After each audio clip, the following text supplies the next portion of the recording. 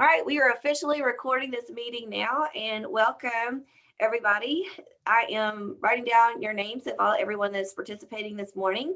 And for those of you who are not able to participate, we are recording this for you for your convenience because I know some of you have a work schedule or had already had appointments planned this morning.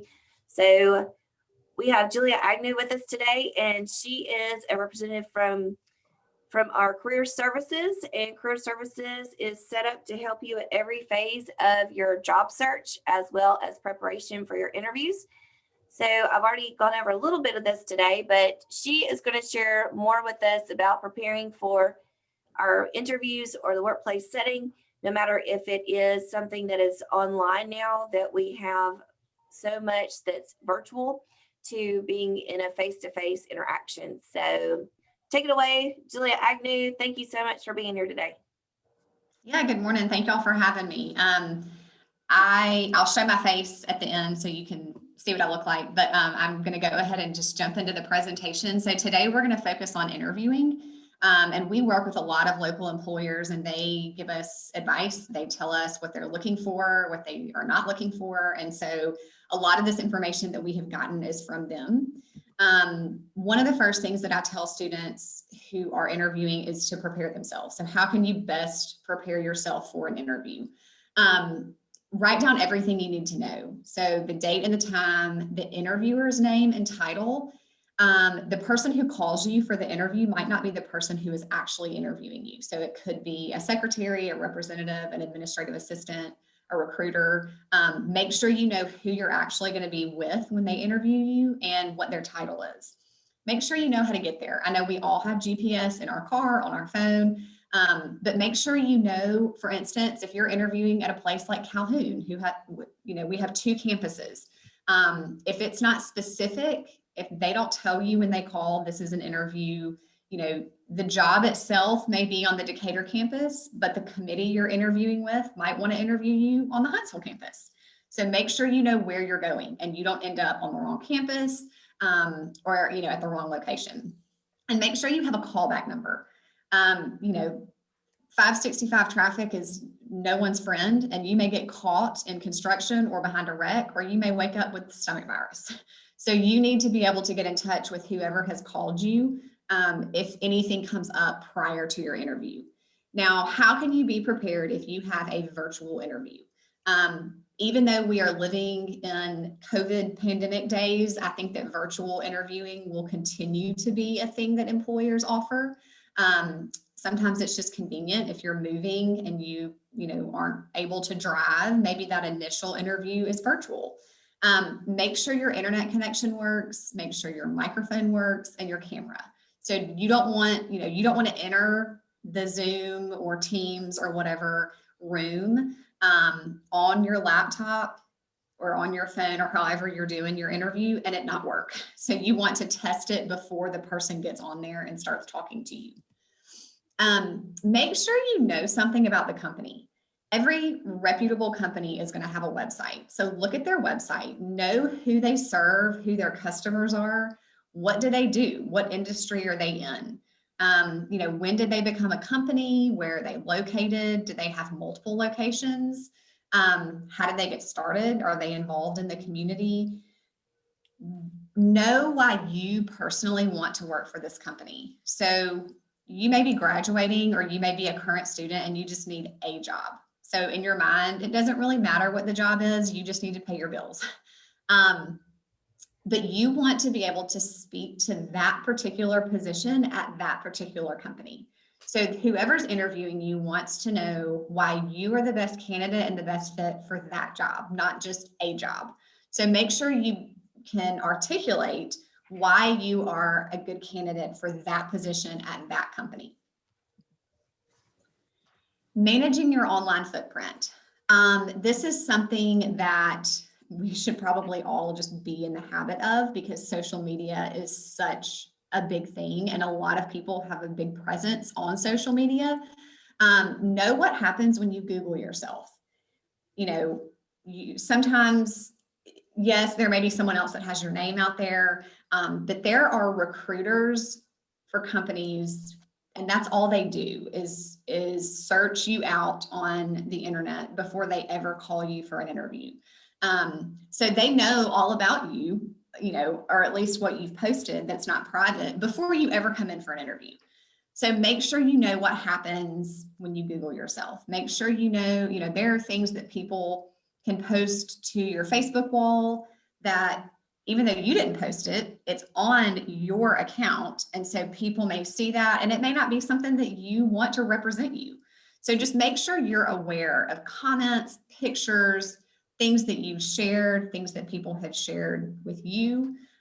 If your name is mentioned somewhere else on a website or a social media page, also think about your email address. So currently you all should have a Calhoun email address. It is probably your first name and last name.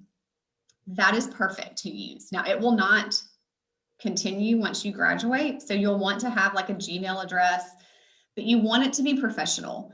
You want it to be, first name, last name. If your name is common, you may have to add another letter or a number, but you want it to be, you want them to remember you, and you don't want them to remember you in a negative way because your email address is hotstuff@gmail.com. So make sure your email address is professional and easy to remember, because, let's say you emailed your resume to an employer and they are searching their email and they have thousands of emails to go through, and they need to find your email and resume quickly to print it off the day of your interview, and they can't find it because they're searching your name, but your name is not coming up with your email because your email is hotstuff@gmail.com. So make sure that it is something easy for an employer to remember, and professional. We all take our cell phones with us everywhere we go. It's like an appendage, and you're probably going to have it in the car with you. It's going to get you from point A to point B. Leave your phone in the car. They don't interview well. Even if you think it's on vibrate, it's still going to make a noise. Sometimes we don't wear watches because we depend on our phones, but once you get to your location and you're waiting, you don't need your phone. That is the perfect opportunity to sit and wait for them to call you for your interview, so that you can look over the job description, you can look over your resume, you can think of some follow-up questions to ask instead of mindlessly scrolling through social media. So I would just leave it in the car. Even if you think, like I said, that it's on silent or vibrate, if something comes through like an Amber Alert or something that is an alarm on your phone that you're not expecting, it still may go off. So just be aware of that and leave it in your car. We all assume that when we apply for a job and we attach our resume, that now those people have our resume. Well, something may happen the day of your interview. Their copier may break. They may add more people to your interview. So someone else might say, oh, I saw you're interviewing John today. He may be working in my department. Do you mind if I sit in on the interview? So John probably doesn't have a copy of your resume because he was not a plan. He was not planning to be in the original interview. So bring extra copies so that you have one, first of all. Even though your resume, you wrote it, it's your experience. When we get in an interview, it is nerve-wracking. You feel like a deer caught in headlights. You get nervous because they're asking you questions that you're not sure how to answer. Being able to look down and reference your resume can be a game changer. So you're not cheating. You are simply prepared and looking over your own information. So bring a copy for yourself and, 3 or 4 extras for people who might not have originally planned on being in the interview. So even if you applied online and you assume they're going to have a copy of my resume, bring extra copies. You don't have to put it on colored paper. You don't have to spray it with perfume. It does not have to be fancy. And also bring a reference sheet. So a lot of people think that your references go on your resume. It's actually a separate document. So you may have a cover letter, and then you'll have your resume and then a separate document for your references. Always assume they will ask you for references. So just have it readily available if they do. Let's say you're doing a virtual interview. Go ahead and email your resume and your references in advance to whoever you're interviewing with. So let's say you have an interview at 2 o'clock. Before 2 o'clock that day, go ahead and email the person you're interviewing with to just say, you know, I'm looking forward to my interview at 2. In preparation for that, here's a copy of my resume and my references. You know, let me know if you have any questions. That way, since you're not showing up in person and bringing them a copy, it's easy for them to access just in case they hadn't already printed one off or they hadn't found it from your application. Well, if you're bringing a resume, that's, you know, those are loose papers. You don't just want to carry in loose paper. Put it in some sort of folder or Padfolio.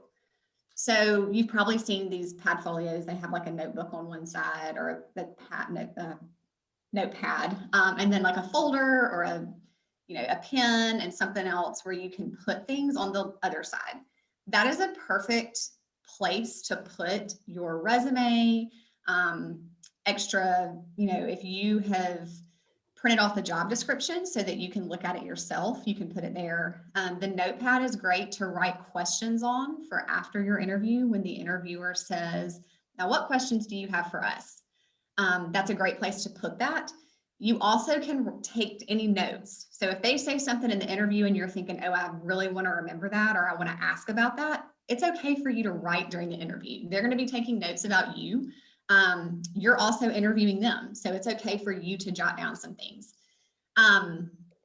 It demonstrates professionalism. You look prepared and professional, gives you something to hold on to. Sometimes when we're nervous, we don't really know what to do with our hands. So it gives you something to hold on to when you walk in.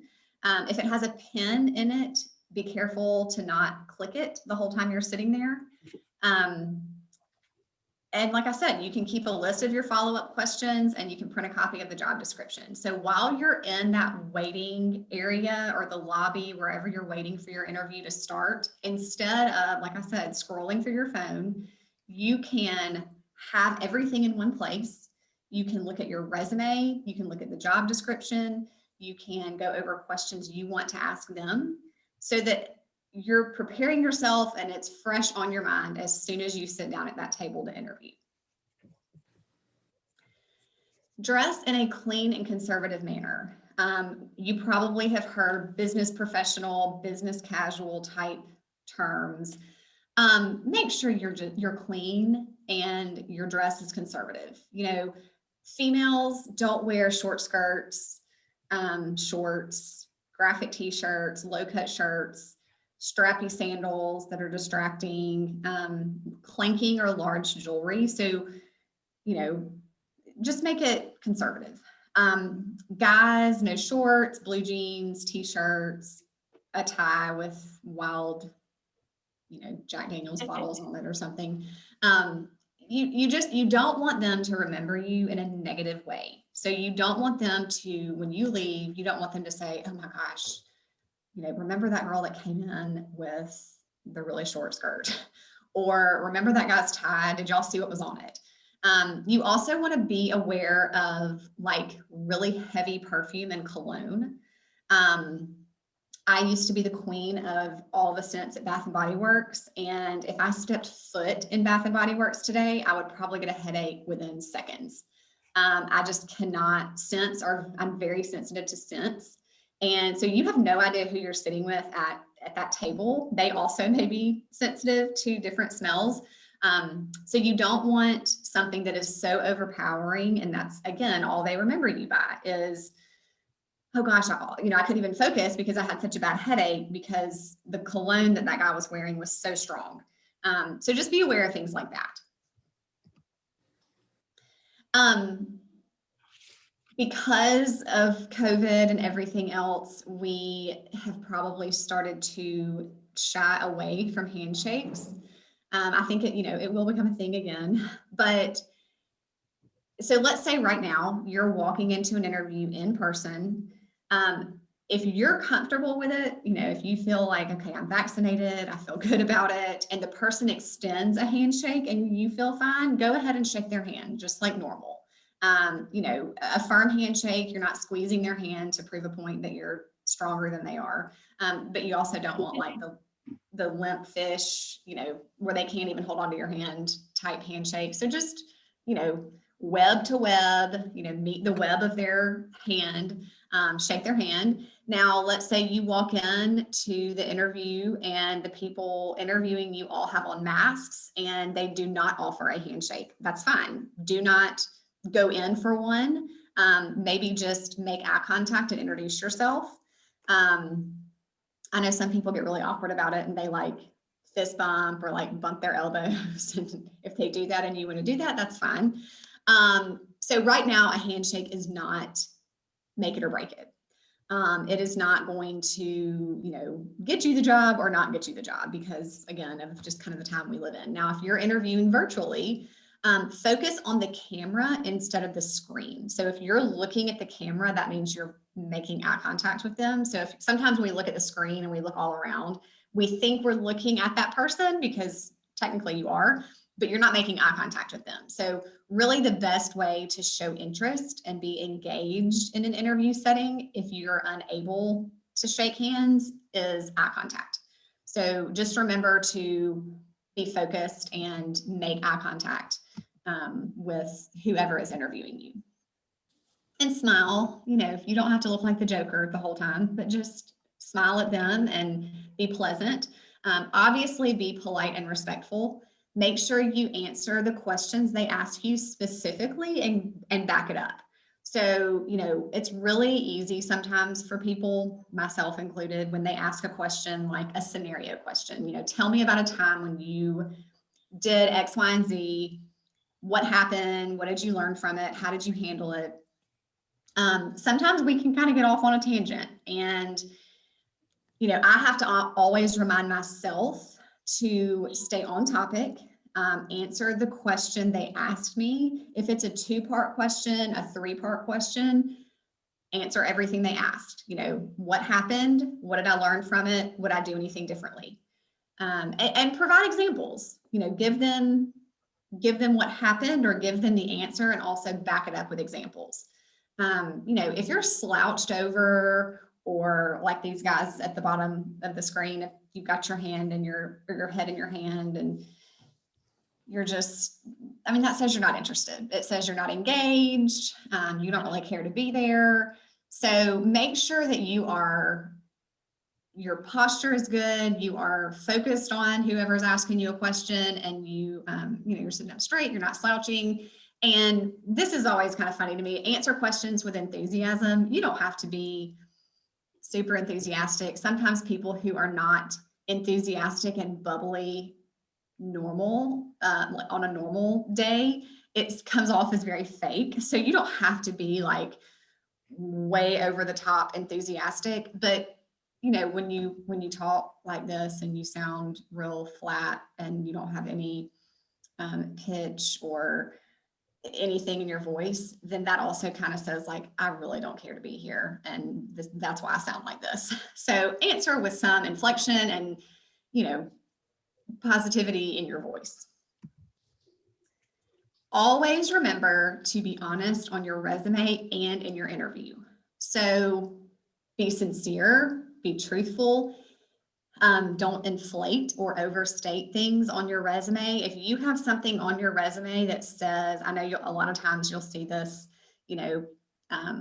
proficient in Microsoft Suite or an expert in this area. If you're not truly an expert on something, especially if it is something they're looking for, like on the job description, then don't write it.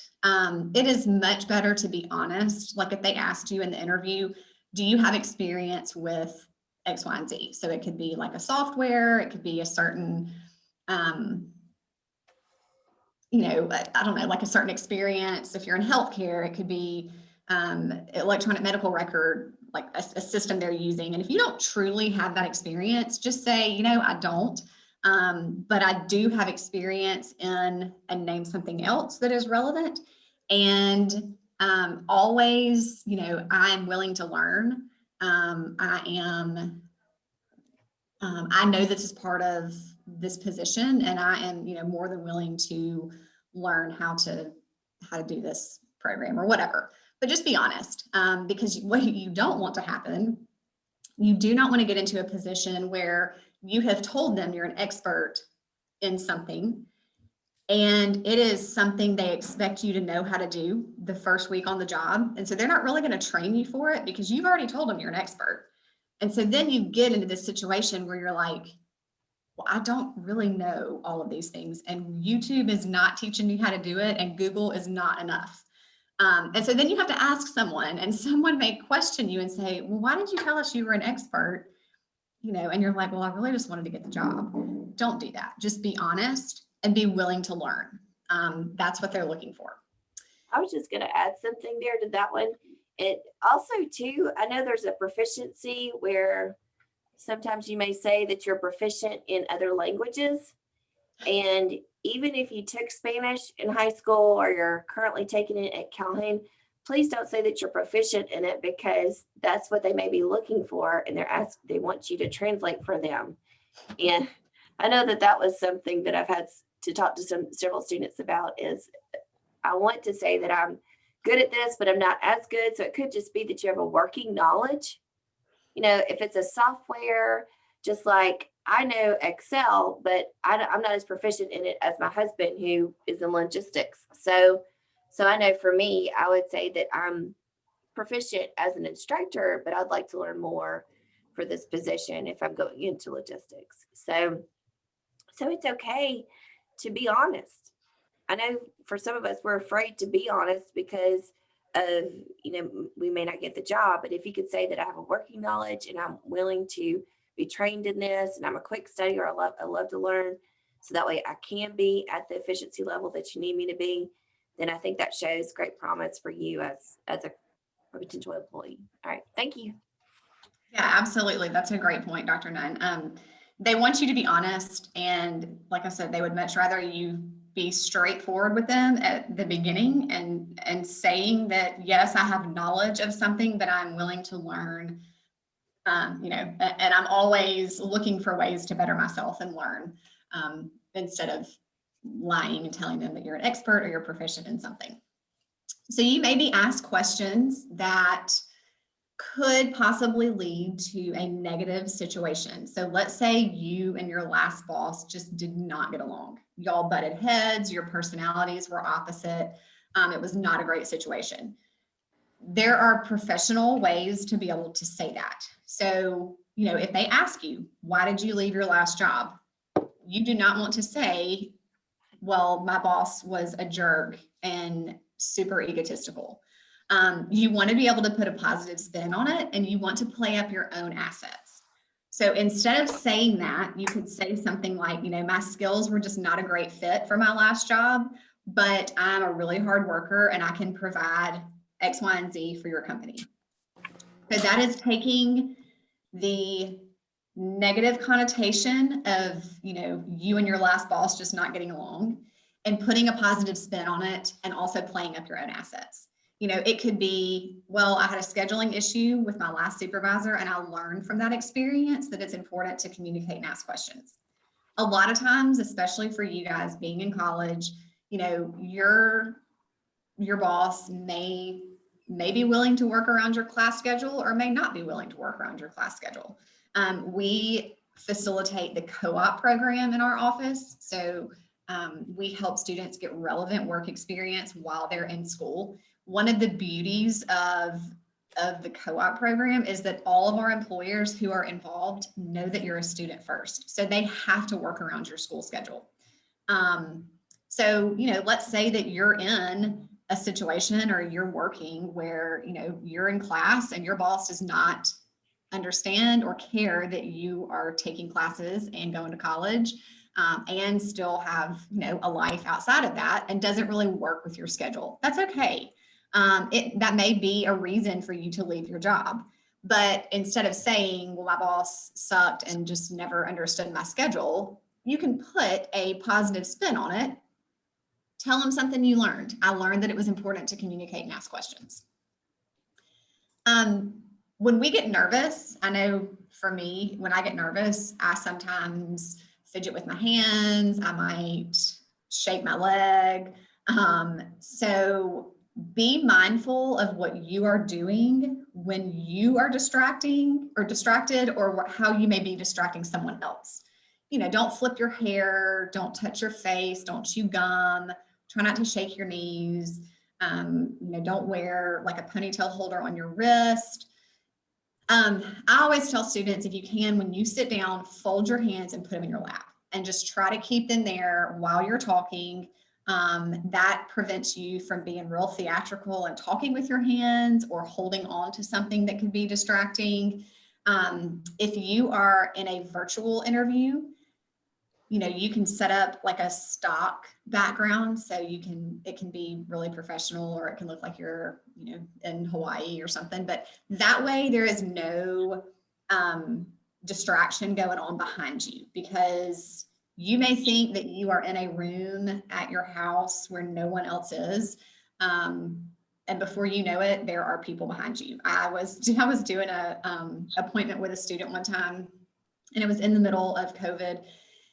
And so this was our only option. And it looked like she was at her kitchen table maybe. And for a while it was fine. Nobody else was there. And then all of a sudden I start seeing all these people go to the refrigerator because it was behind her. So it was around lunchtime, but like 2 or 3 people kept going back and forth through the refrigerator. And then they would just stop and kind of watch, and I could tell that she was so distracted, and I just kept going. I felt terrible that I'm sure was embarrassed. So just be aware of what is happening around you if you're doing a virtual interview. We talked about situational questions. So if they ask you, tell me about a time when this happened, or what would you do if X, Y, and Z happened? Give me an example of. Remember to incorporate your career goals, and then how do they fit within that current opportunity? So we use the STAR method, which is just kind of an easy thing to remember when you're answering questions like this. So you want to remember, or you want to talk about the situation at hand. So introduce the situation to the employer and give them the context of what happened.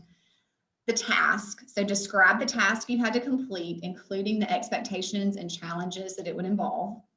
The action, so explain what you did and how you did it, and then the result. So end with the results, accomplishments, rewards, impact, whatever you learned from it. If you would have done something differently, what would it be? So that's just kind of an easy thing that we, and companies use that. Like I had a student a couple weeks ago who had an interview coming up, and he said, they told me they were asking me questions based on the STAR method. And he was like, I have never heard of this. What is this? So we went over how he would answer questions based on this. And really, it's not to stress you out, but it's kind of to give you a layout, kind of a blueprint of, okay, they've asked me this question. I know to go through the situation, the task, the action, and the result, so that you don't really forget to include something, or you talk too long about something else and you forget to talk about the result. So this is just kind of an easy thing for you to remember when you're answering those questions. I know that I mentioned at the beginning that it's important to ask questions at the end. So if you write down your questions and put them in that folder or Padfolio, that's a great place to put it so you don't forget, because at the end of the interview, you are just like, okay, whew, thank goodness I'm done. I am nervous. I'm sweating. I'm so ready to be out of this room. So by the time you're finished and they say, all right, now tell me what questions you have for me, you just want to leave because you're nervous and you're like, oh, I don't have any. I'm good. Have a great day. Bye. You don't want to do that, because that makes you A, look like you don't care, or B, you look like a know-it-all. And you don't. There's truly, there is no job that you know everything about already. You have to have questions. So think about questions like, why is this job available? What kind of training is provided? Can you tell me what your ideal employee looks like? That's a great way to kind of turn it on them. And it gives you an idea of what they're looking for. Because like I said, you're also interviewing them. You want to make sure it is a good fit for you. This is not the opportunity and the time for you to ask questions like, how much is the pay? What kind of vacation do I get? Those are saved for HR. Hopefully, going into this interview what the pay is, or at least a pay range. Typically on the job description, you're going to see a pay range. If not, and you have that question, call HR before your interview and just say, I have this interview coming up. I have a couple questions. Could you possibly answer them for me? If you're looking at if you're comparing a couple jobs and you're looking at the pros and cons, and it comes down to something like health insurance, because that's important. You can also call HR and say, do you have an employee handbook? Do you have some information that I could look at? Because that's public. I mean, anyone who works there can see that information. When we, for instance, at Calhoun, when we interview people, we give them the employee benefit handbook so that they can see, okay, this is what my benefits would look like. And so that is a fair question to ask HR if you are trying to decide, between 2 or 3 jobs. So you can at least see that, but I wouldn't answer, or I wouldn't ask that in the interview. I would focus more on, day-to-day responsibilities. Can you tell me why this position is available? Why is it vacant? Ideal employee, training, professional development. How can I grow in this position or in this company? Things like that. Always say thank you. So a thank you note is going to go so far with an employer. Typically people probably do not handwrite thank you notes anymore. I love handwritten notes, but real birthday cards that I get in my mailbox. People make fun of me. Like 2 days ago, I went to the post office to get stamps, and somebody was like, why are you buying stamps? Like, what in the world do you have that needs stamps? And there are a couple of bills that I still mail, which is, I know I need to get on the online payment train. But I don't know, I like it. And I think with employers, if you have the time, so if okay, I've got a couple of weeks before they're making a decision, I know that I can get a thank you note to that person's desk within this time frame. Write them a thank you note. Dr. Nunn has got a box of thank you notes. I always have these in my bag, my teaching bag. I have these because someone like Julia Agnew is helping me today, so I'm going to send her a thank you note. Or another person, it was Mallory, is helping me make sure I understand Blackboard because I got confused about, and all these students know this because they've heard from me almost every day about, I'm trying to find the Enneagrams. And so I'm going to send Mallory a thank you note. She's our instructional designer. I can't tell you how, and I know some of you may say, I don't like my handwriting. So a simple email would be good too. But if you can even write in manuscript and write a thank you note to somebody, it can go a long way. Like what Julia said, this is something that I learned from my dad and my mom. And it's something that's really helped me. So it might help you too. So sorry for interrupting, but I just thought I always have these with me. Yeah, no, that's great. And I have a box of thank you notes that I keep at home and I keep in my office for that very reason. So, I have 2 kids, and it's, if I need to write a thank you note to a teacher because my 5-year-old had a rough day the other day, then I will do that. So it goes a long way. And, okay, let's say the time frame, when you're leaving your interview, they say something about, we'd really like to make a decision soon. We are interviewing, today is Wednesday, and we want to make the decision by Friday. That probably doesn't give you enough time to get it to them before they make the final decision. So an email is fine. That's typically how people communicate these days anyway. Just make sure you have a correct email address for, the head person that you're interviewing with. Now, let's say there were 4 people in your interview. You may not have email addresses for all 4 people. You can send it to the main person who you interviewed with and say, can you please share this with the rest of the interview committee? And then they can disperse the email however they see fit. But it shows professionalism, and it reaffirms that you're a good candidate. They may have interviewed 15 people, and you may have been one of the first interviews they had, and you may be a great candidate, but you may also have the same qualifications as 5 other people.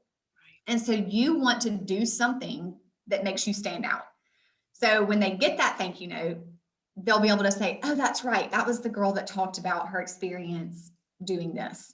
And this really speaks volumes that she sent this thank you note, or whatever. But it reaffirms to them that you're a good candidate, and it shows them again that you're interested, and it's professional. So always, always, always say thank you, whether it is an email or a handwritten thank you note. You want to express your gratitude for the opportunity. So as I mentioned, in our office, we do resume reviews and mock interviews every day. So mock interviews are done a lot of times within classes. So we will either have employers come to campus and we will set you up with an employer. They can ask you generic interview questions in person, give you some good mock interview experience, or we can do them in our office one-on-one. So we're doing them in person, virtually, however it works for you. And we also review resumes all day, every day. So you can set up a resume review appointment. And basically what that does is you attach your resume to that link. And so we see it before you come in, and we can do it on the phone, virtually, in person. We can send you some feedback in an email and just say, these are some of the things that I would suggest doing.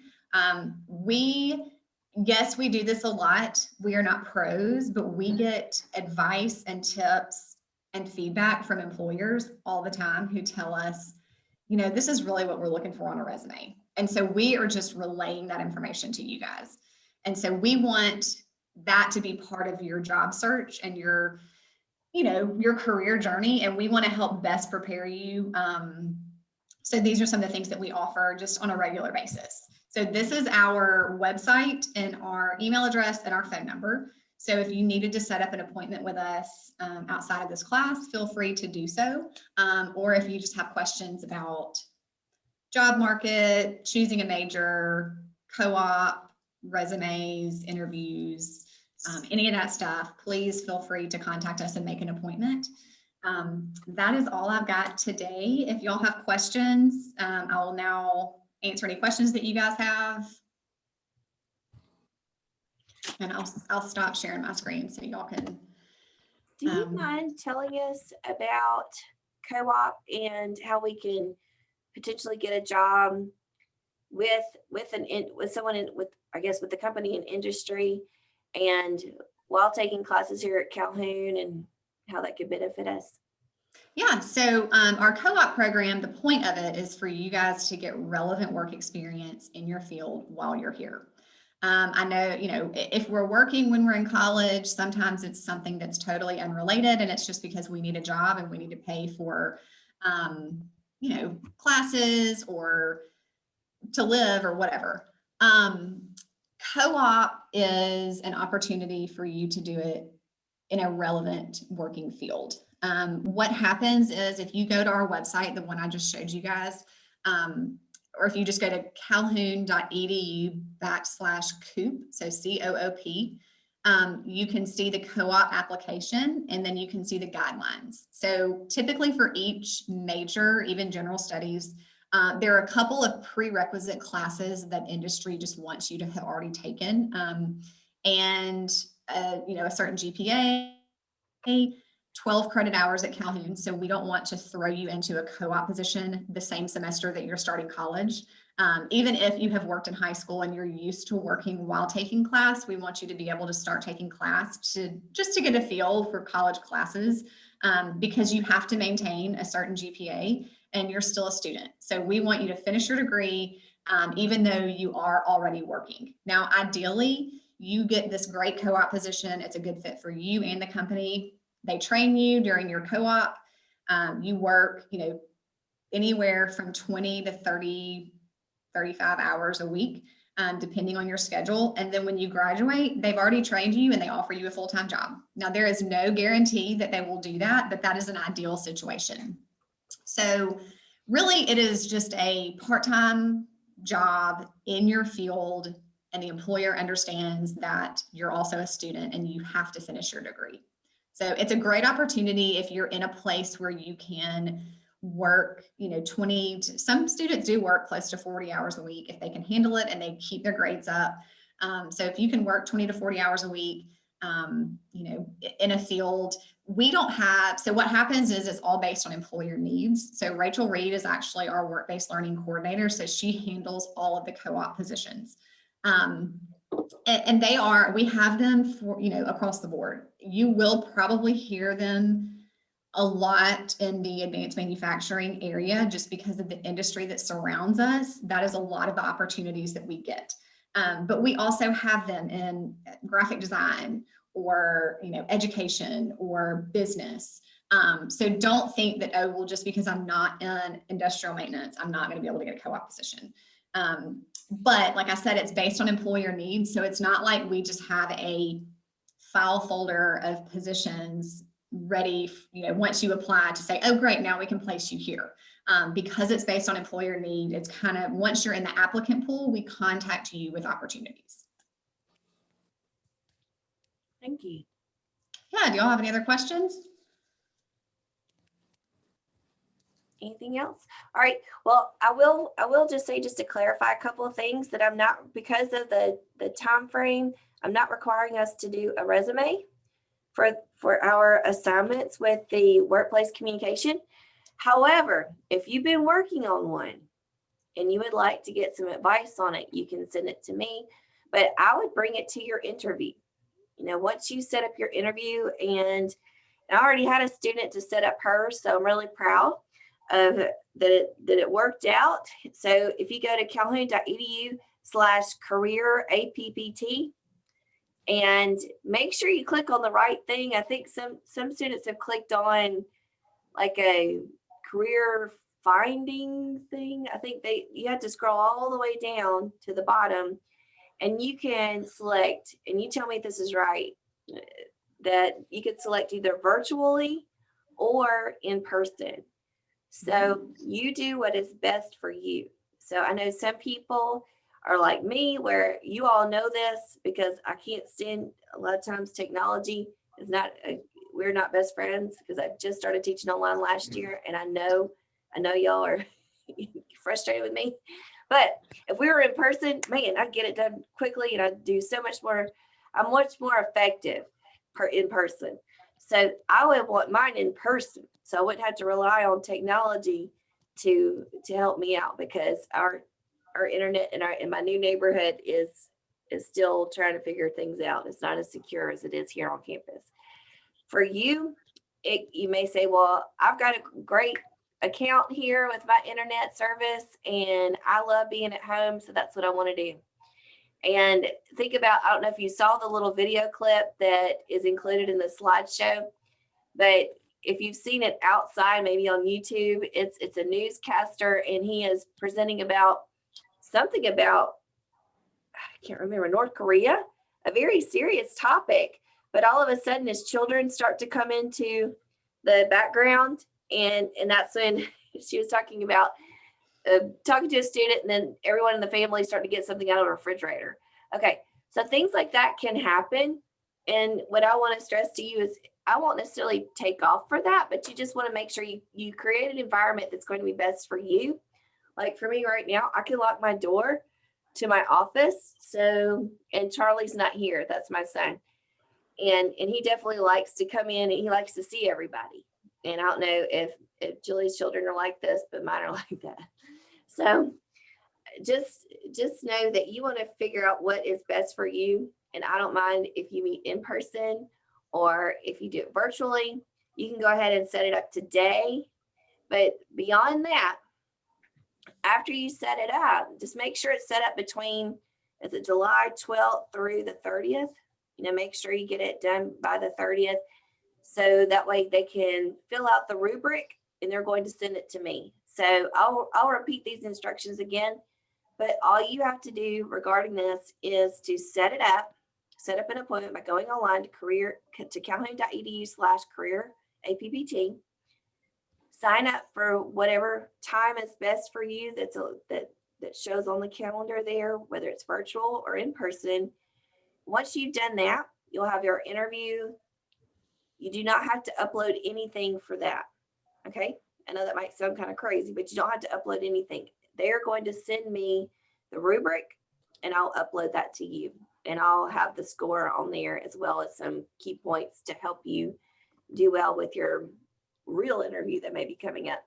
And I can't stress to you the importance of this department again, because maybe you interview this time for class and you don't really have a job that you're applying to at the moment, but you may next semester, or you may in the spring, or maybe you're about to graduate and you are applying to the surgical, maybe you're finishing some programming classes here, or maybe your general studies classes, and you are wanting to apply for a scholarship where you have to do an interview, then like what she said, you could always use the services to help you with upcoming interviews if you're going into another program, or like nursing, or I'm trying to think, what are some other programs that require interviewing? Is it physical therapy?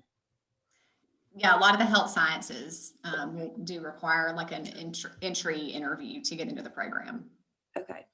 So this is a great opportunity today to learn more about this programming. Also to learn too that nobody that you meet is intimidating in this department, or at least I found that they're very student oriented, student friendly, and their job is to make the transition between being a student, getting into your professional program, or getting into workplace, a smoother transition for you. And everything that she just said is all about you. All these services are for you. And the nice thing is this is for free. And as a student, it's part of your tuition, if you want to call it that. But I know some people that charge hundreds, $100 for counseling you on your resume, or helping you with job interviewing skills. And like she said, they're constantly being called on by employers to say, hey, we need some really good employees. Here's some tips for when you interview. So I know she's already said all this, but I just wanted to reiterate the importance of interviewing. If I had not have had the interviewing practice that I had as an undergraduate, we had a professional communication program where we created a resume. I mean, it was all geared toward workplace communication the entire semester.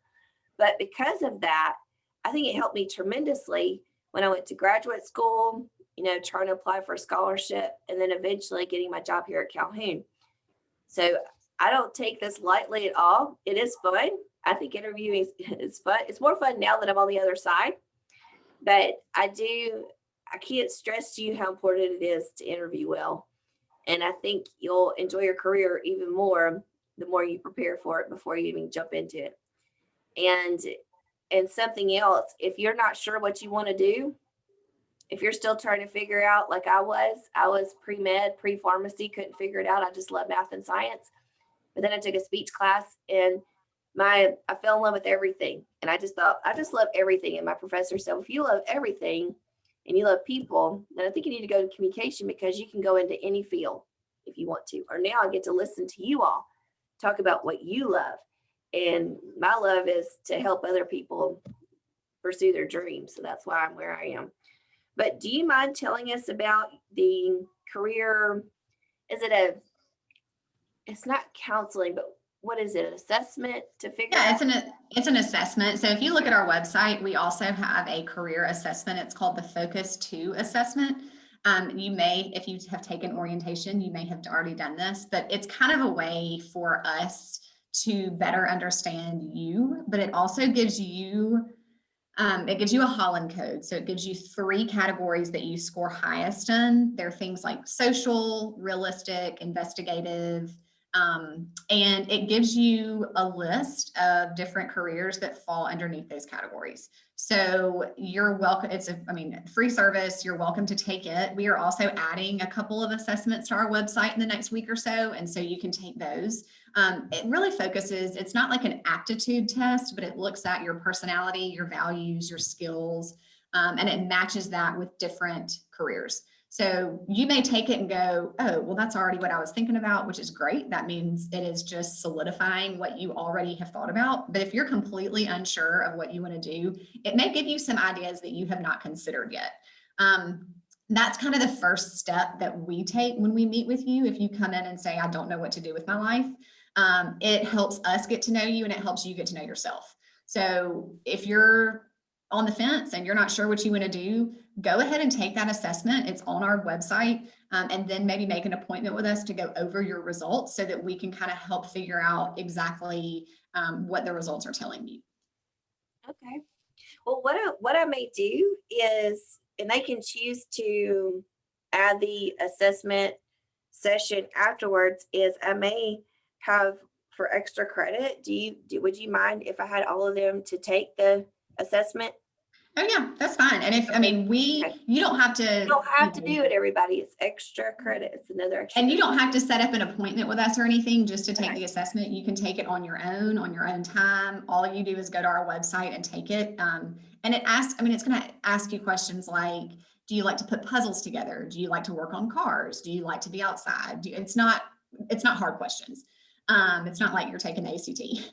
Good. So anyway, it's a very easy, user friendly. It's probably going to ask you for a like an access code, which is on the website. It's Warhawks. But a lot of people are like, oh, it says I have to have a passcode and I don't know what it is. It tells you on the website, but it's Warhawks.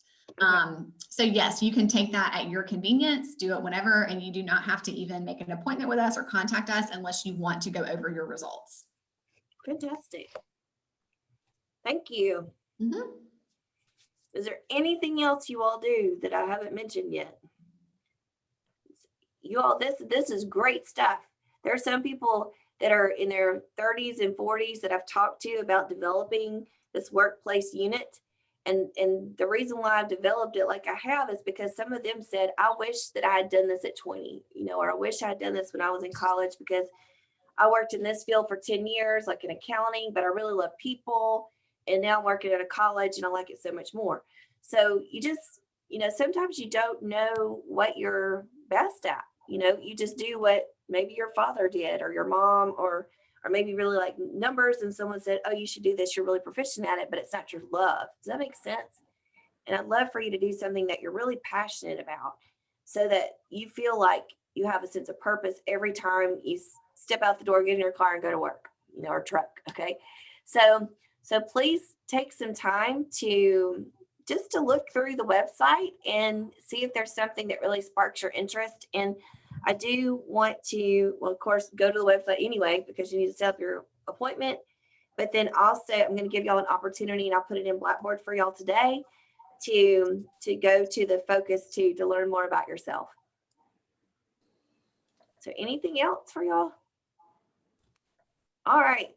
Well, you are fantastic. You're a great audience. Thank you for having your cameras on today and for getting up this morning. I know some of you got up probably a lot earlier than the 10:30, but hopefully that was a good time for everybody to be able to get in that could.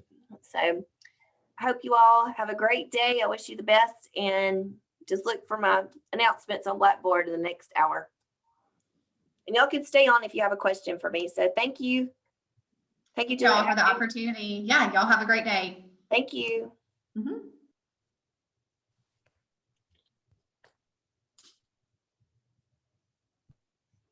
Hey there, do any of y'all have a question? Hey, Jana, do you have a question?